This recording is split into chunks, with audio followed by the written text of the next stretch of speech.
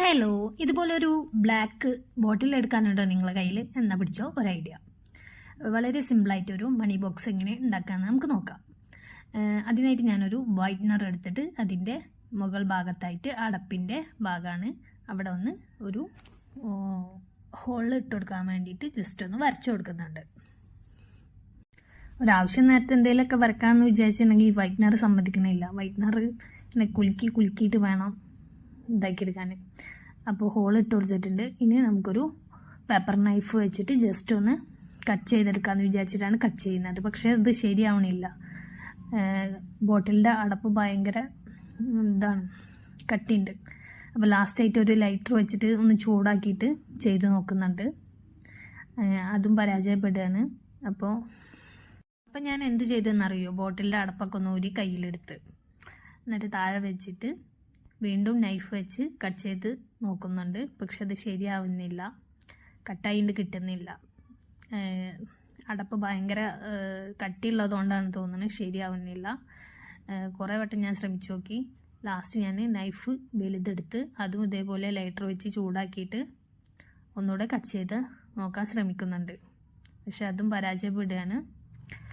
കുറേയൊക്കെ ശ്രമിച്ചു ഞാൻ. ഇനി ഇതിമ കളിച്ചാൽ ശരിയാവില്ല. അപ്പം നമുക്ക് എന്ത് ചെയ്യാം? നൈഫ് ഒന്ന് മാറ്റി പിടിക്കാം, കോമ്പസ് എടുക്കാം. കോമ്പസ് ഇതേപോലെ നമുക്കൊന്ന് ചൂടാക്കിയെടുക്കാം. എന്നിട്ട് നമുക്ക് ഹോൾ ഇട്ട് കൊടുത്ത് നോക്കാം. ഇത് ശരിയാവുന്നുണ്ട് ഹോള് ഇട്ട് കൊടുക്കാൻ. അപ്പോൾ ഇത് തന്നെ ലാസ്റ്റായിട്ട് നമ്മൾ തിരഞ്ഞെടുത്ത വഴി. അങ്ങനെ ഞാൻ ഇടയ്ക്കിടയ്ക്ക് കോമ്പസ് ചൂടാക്കിയിട്ട് ഹോള് നല്ലതുപോലെ ഇട്ട് കൊടുക്കുന്നുണ്ട്. തീയും കത്തിയും ഒക്കെ ഇട്ട് കളിക്കുമ്പോൾ നല്ലതുപോലെ ശ്രദ്ധാപൂർവം സൂക്ഷിച്ച് വേണം ചെയ്യാൻ, അല്ലെങ്കിൽ കൈ പൊള്ളും, അതുപോലെ കൈ മുറിവൊക്കെ പറ്റും. അപ്പോൾ അതൊക്കെ സൂക്ഷിക്കുക.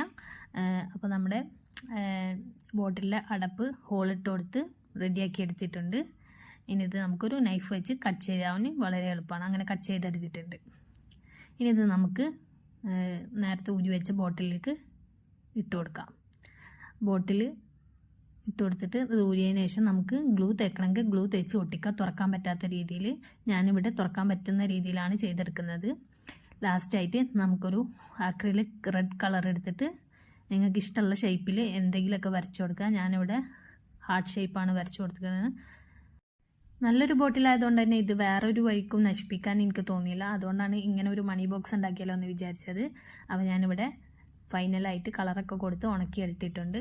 അപ്പോൾ നമ്മുടെ മണി ബോക്സ് റെഡിയാണ്. സിമ്പിളായിട്ട് ഉണ്ടാക്കാവുന്നതാണ്. അപ്പോൾ ഇതിലെന്തെങ്കിലുമൊക്കെ ഇടണ്ടേ? അപ്പോൾ ഒരു 10, 20, 50, 100 ഒക്കെ നോട്ട് ഇട്ട് കൊടുത്തിട്ടുണ്ട്. ഇനി ഇത് നിറയൊന്നുമില്ലേ എന്നുള്ളത് നോക്കിക്കാണാം. അപ്പോൾ അത്രേ ഉള്ളൂ. വീഡിയോ ഇഷ്ടമായാൽ ലൈക്ക് ചെയ്യുക, ഷെയർ ചെയ്യുക, സബ്സ്ക്രൈബ് ചെയ്യുക.